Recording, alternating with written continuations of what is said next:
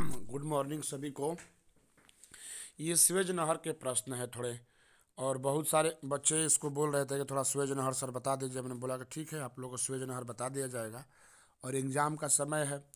Suez नहर अपने आप में इम्पोर्टेंट टॉपिक है। तो देखो, नहर दो प्रकार का होता है बाबू। नहर का जो समस्या है ना, दो, एक तो नहर होता है कृषि कार्य के लिए, दूसरा नहर होता है व्यापार कार्य के लिए। तो ये जो स्वेज नहर है ना, मिस्र देश में है। स्वेज नहर जो है मिस्र देश में है। जैसे आज के समय में इसको कहा जाए ना, आज के समय में ये कहा जाए बच्चों कि स्वेज नहर कहाँ है, तो मिस्र में। इंग्लिश में इसे इजिप्ट देश में कहते हैं। इंग्लिश में क्या कहते हैं? EGYPT, इजिप्ट में है। बात समझ में आ गई? तो स्वेज नहर का मेन मुख्य था कि मतलब भारत और यूरोप के मध्य व्यापार करने के लिए। तो जो व्यापार का पर्पस है, सबसे पहला होता है, क्वेश्चन आता है कि स्वेज नहर किन दो सागरों को जोड़ता है। तो आप पहला लाइन लिखेंगे, स्वेज नहर जो है भूमध्य सागर और लाल सागर को जोड़ता है। भूमध्य सागर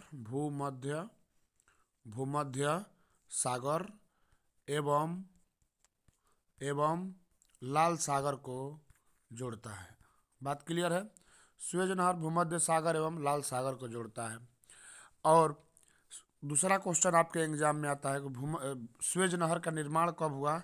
1869 में हुआ। स्वेज नहर का निर्माण कब हुआ? 1869 में हुआ। जैसा कि आप देख रहे हैं PDF में, स्वेज नहर का निर्माण कब हुआ? 1869 में हुआ। स्वेज नहर जो होता है ना, ये व्यापार ट्रेडिंग के लिए है। व्यापार ट्रेडिंग के लिए है। इस निर्माण का कार्य 1854 में शुरुआत हो गई थी। और एक फ्रांसीसी इंजीनियर फर्दिनंद, फ्रांसीसी इंजीनियर कौन है? फर्दिनंद।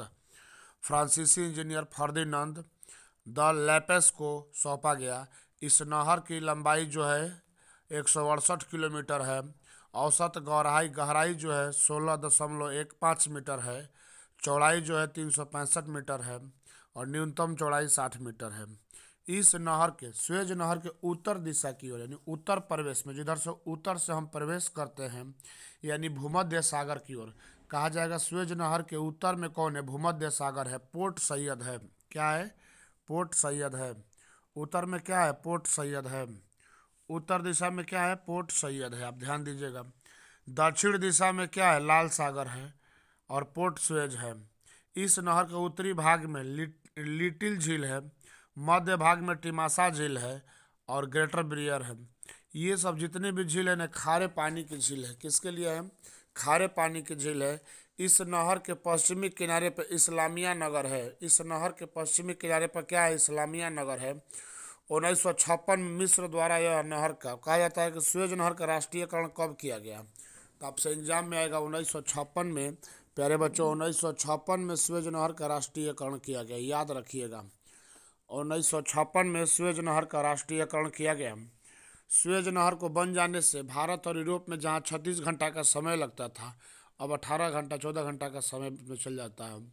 और एक देश से दूसरे देश को जोड़ने के लिए क्या हो गया? दूरियां कम हो गई, समय कम लगता है। नहर का मतलब होता है कि एक देश से दूसरे देश में कृषि व्यवस्था को संचालित किया जाए, या और सारी अन्य व्यवस्था, या व्यापार हो, ट्रेडिंग हो, किसी भी तरह का यातायात हो, पर्यटन हो, जैसे भी हो, लोग, ये स्वेज नहर है। और आज 2024 के लिए बड़ा इंपॉर्टेंट टॉपिक है।